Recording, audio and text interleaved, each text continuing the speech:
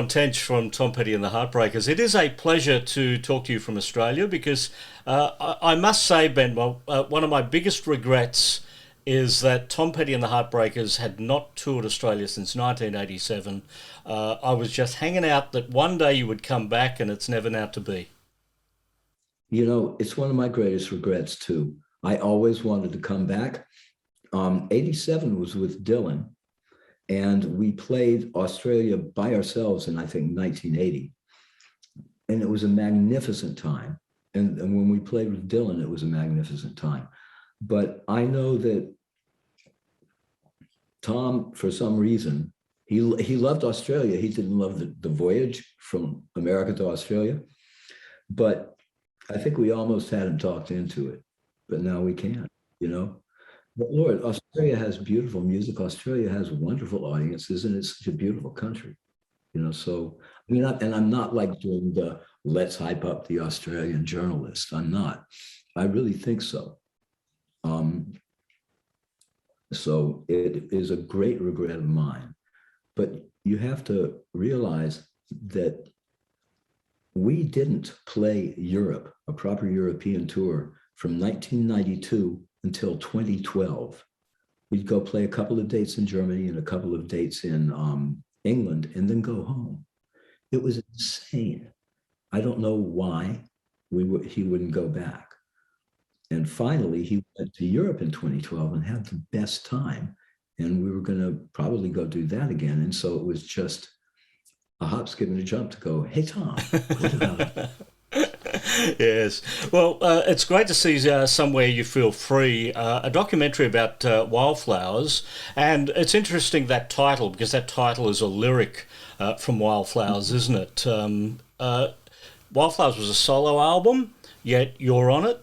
Mike Campbell's on it, Howie's on it. We get introduced to Steve with that album. So what is the difference between a Tom Petty and the Heartbreakers album and a Tom Petty solo album when you're all together anyway?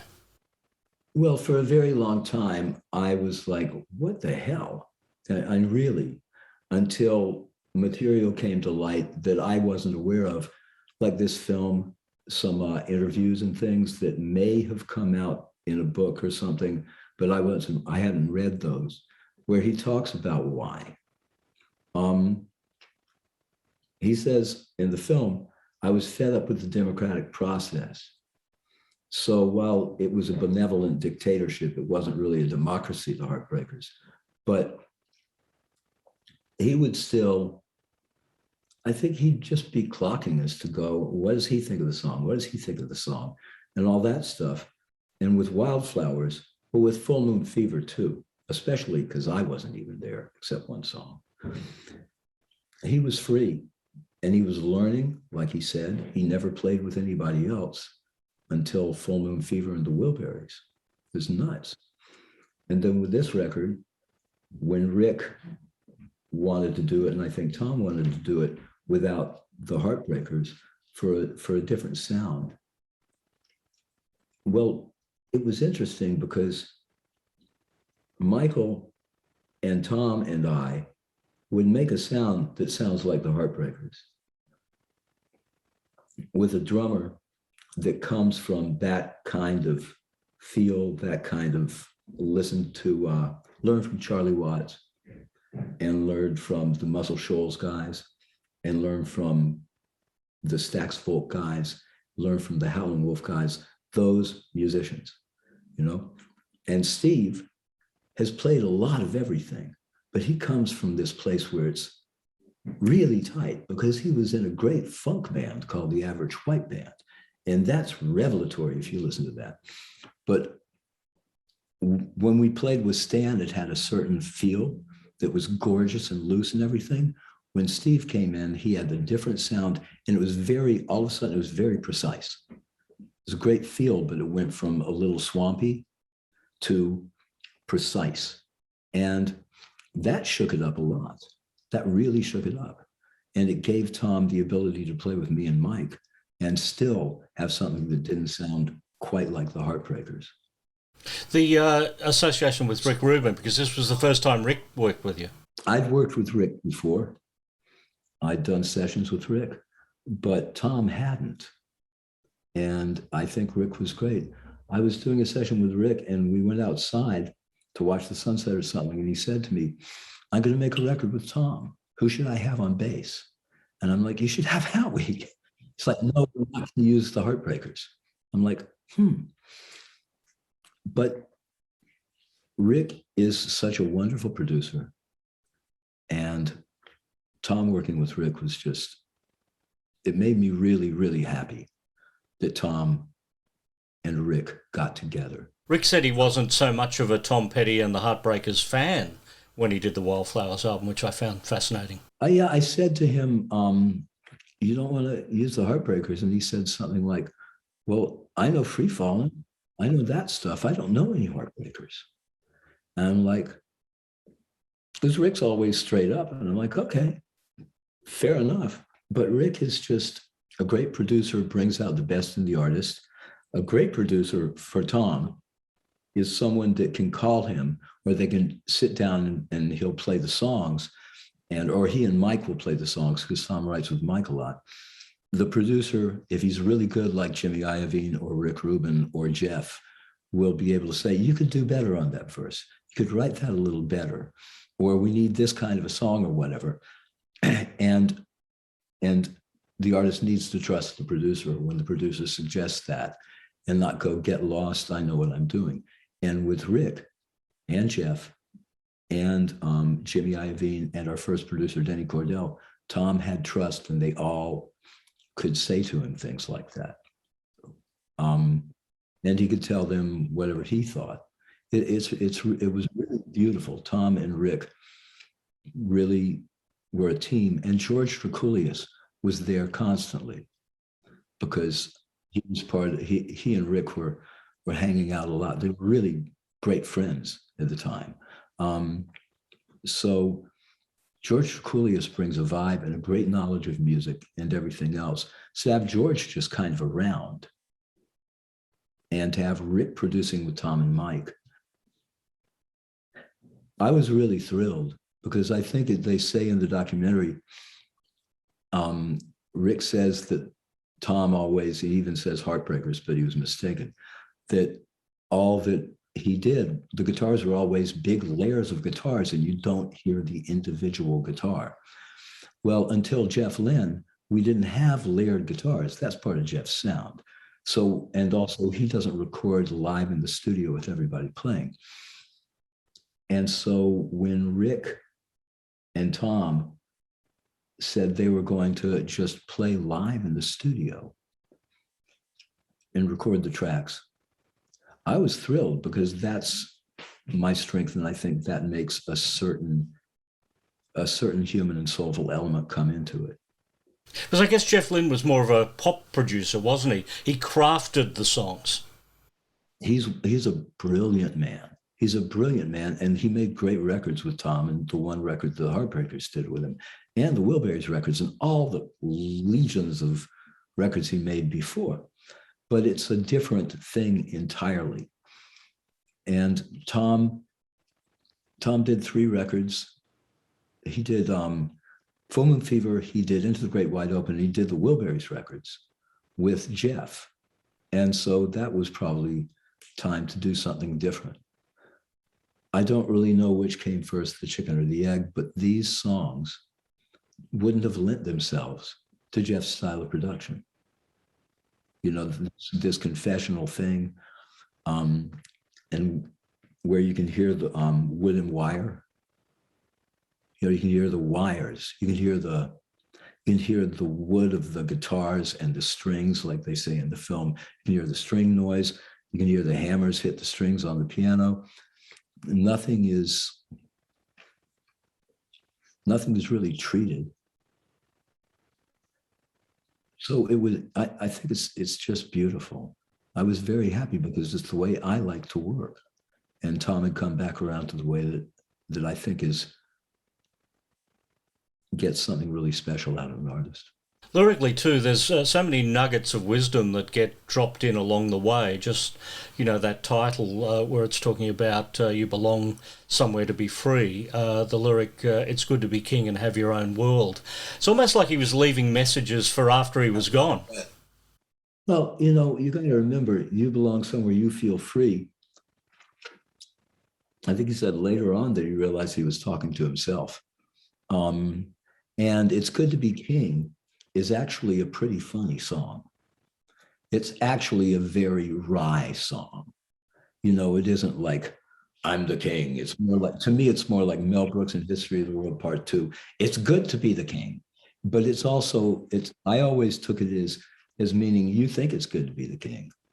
But then he's like, but he's not the king, because he says, I'll be king when dogs have wings. Can I help it if I still dream time to time? You know, these songs, you can catch a few lines here and there and go, oh, but if you go into these songs and many of his songs, you find that there's something else in there. Free Falling to me is always this really poignant song, and it's really funny in a lot of places. And he said that he started writing it to make Jeff laugh. But Free Falling, the relationship in Free Falling that's falling apart, the thing about there's a freeway running through my yard, there is a freeway practically running through people's yards in the valley and in this whole city, you know? So it's pretty deep. And the songs on that record, he does have a lot of words of wisdom, or just intelligent takes on things, or just fun takes on things. He was a very wise person. You know, his persona might have been, you know, he was very private, and he wasn't really going to let his guard down and be who he was around the band, and probably around George Harrison and Jeff Lynne and those guys. He was really good friends with George. He probably lets it down even more. But he was wise, he was funny, he was smart, and he was a hell of a songwriter. Just a hell of a songwriter and a great band leader. He kept the band together with minimal changes in members for 40 years. You know, that's unheard of. I was also amazed by the amount of creativity that must have been running through that studio at the time to have a song like Hung Up and Overdue featuring Carl Wilson and then leave it off the album is just mind-boggling. Well, they were going to do a double record. And I remember being there when it was like, we have to pare it down and make it a single record. And when Hung Up and Overdue and Hope You Never were left off the record, I was, what are you guys thinking? I mean, that's two of the very best things. But something had to go, or else it had to be a double record. Or not a double record, a double CD. It's already the length of a double LP, maybe longer than a double LP, a standard double LP. So it's a long enough record as it is. If you added the other stuff, there's a case to be made for saying it would have been too long. It's just too much it's too much to take in. Yeah, because back in the old vinyl days, well, you know, you had to deal with side one and side two. You had a limited amount of time that you could deal with. Along came the CD, and then everything became a double album, didn't it? Yeah, and there is now a double LP of it that was mastered from the original tape by Chris Bellman. The previously available, I think, European release vinyl from years ago was apparently mastered from a CD and not from the tapes. So you get to hear the actual thing, but it is double vinyl. It has to be double vinyl. And the old analog days are fantastic because they give you discipline, and you have to choose only your best stuff, and you get a break after so much time to either choose to continue listening or put another record on or take a breather before you turn it over. There's a lot to be said for that format, and most of my friends put records out in that as well as the other ones, and many of them record on tape. I just made a solo record that's entirely on tape, and it's, I mean, something is lost. It's like taking the canvas away when a painter paints. It's like, but it's really great because you can't see the canvas, and next we'll make the brush strokes disappear. And it's like, but wait. I want to see that I'm there. Another one of the songs that didn't make it, Leave Virginia Alone, was flipped to Rod Stewart. Like, artists must have been lined up on trash day outside the studios waiting to go through the bin to see what you were throwing out. I don't know. I don't think that we were throwing that much. I don't think it was pitching stuff. I don't think. I don't know who took it to Rod Stewart. Maybe, I really don't know who gave it to Rod Stewart, but we had it. And that song and the song Climb That Hill, they just kept running through my head for years and years and years as unreleased tracks, even though a version of Climb That Hill is on the original She's the One release, but it's not the thing. And the one, I think the new one on Finding Wildflowers is the thing on the box set. You had a huge hit in Australia with one of your songs by Fergal Sharkey, You Little Thief. How did that make its way to Fergal Sharkey instead of you? Oh, Dave Stewart. You know, I wasn't trying to make solo records then. I only made my first solo record, came out in 2014, and the second one will come out God knows when. But I think Dave Stewart got it to Fergal because he was working with Fergal, and he was going to cut a different song of mine. And he asked me to send a tape of it. And I sent over the tape of it. And for some reason, You Little Thief was on it. And Dave said, no, we're going to cut You Little Thief. And it was slow. It was like When a Man Loves a Woman.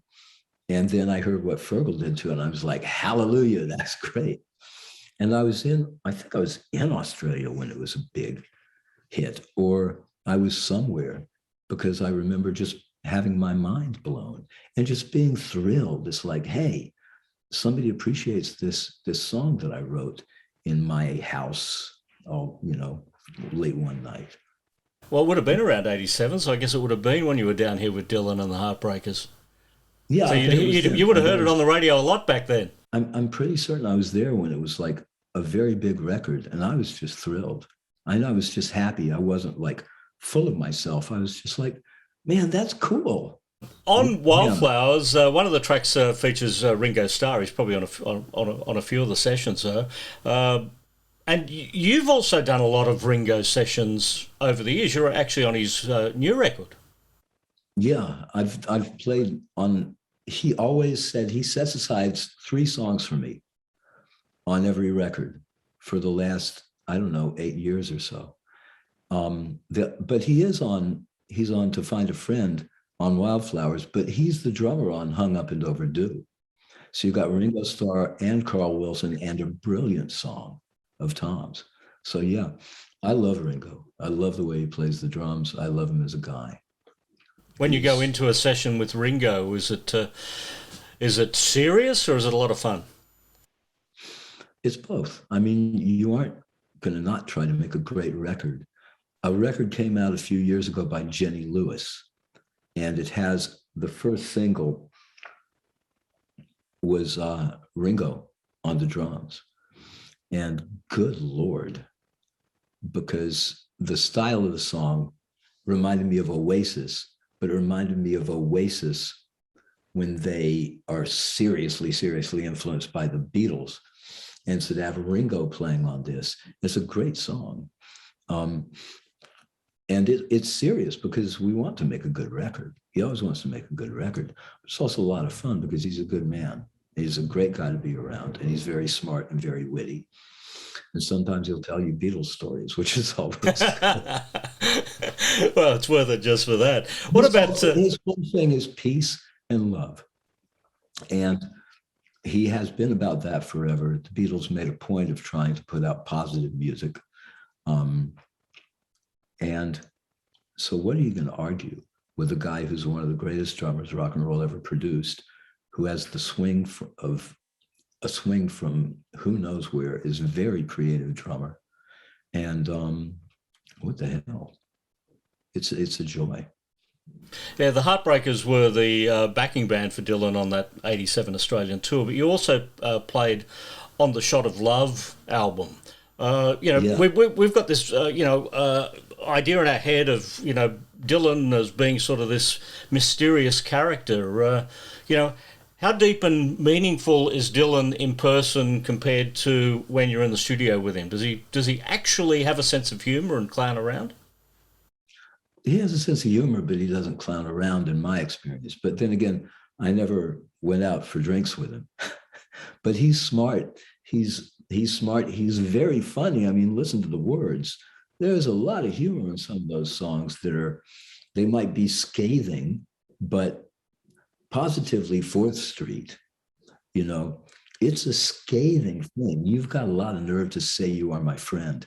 It's really scathing, but it ends with, I wish that for just one time you could be inside my shoes, and just for that one moment I could be you. I wish that for just one time you could stand inside my shoes. You'd know what a drag it is to see you. And that's a really funny line. I mean, it's mean, but it's hysterical. And if you listen to his entire body of work up until the latest, it's serious and it's got plenty of wit in it. Maybe not funny, haha, but wit in the sense of it's smart and it's deep and it'll make you smile. Look, the guy's Bob Dylan. I was listening to some stuff recently. I did an interview about him for the archives, for the Dylan Center. And he's unique in my experience during my lifetime. He's absolutely unique. He absolutely stands above everybody else, I think. The people that could touch him, but they didn't write the songs that everybody had to have on their radio over and over and over again. Joni Mitchell and Leonard Cohen, you know, who were undeniable geniuses. And Joni had a few hits, and I don't know if Leonard had a hit. He was loved and he was successful. They had a hit with Suzanne. But Bob had the ability to write works and still does have the ability to write works with that depth. And with a really compelling melody. So you want to hear it. Even Idiot Wind, I mean, that's a dark, dark, deep, deep song. And off of Blood on the Tracks. But the music it's gripping. The music is really gripping. Bob's not a hype. Bob is not a hype. And I met him on the Shot of Love sessions. I did a song with Jimmy Iovine producing, because Jimmy and Bob were going to try to work with each other and see if they clicked. They didn't click. And Jimmy left the session. But they called me a couple of months later to come do the Shot of Love record. I played on, I think, 2/3 of it. And that's when I really got to work with him. I think it was 81. And it's like with Tom, because you come to work and you are handed these songs that are a cut above any other artist. Wildflowers is, nobody writes like that. And Bob's whole body of work, and Shot of Love is a really good record that's overlooked. But he has a song in that called Every Grain of Sand. They have Bob Dylan sit down at the piano and show you every grain of sand. And then you have the privilege of playing on it. You know, playing music in my life has been a privilege, because I worked with Tom so closely for so long, and he was so good and so serious about making good records. And I got to work with Bob, and I've worked with a lot of people who are really great and coming with great songs. And the privilege there is, the blessing there is overwhelming. That privilege and blessing, I'm sure, must extend to the honour of working with Johnny Cash. Oh, hell yes. And Cash stands apart. You know, Cash, like Dylan, stands apart. Cash is a titan. And he also was funny. You know, he was serious, and Rick was making serious records with him.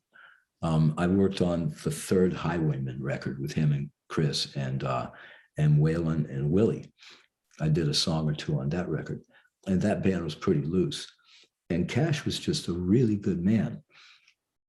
But I think what did Christopherson, I think, once described him as Father Abraham with a wild side.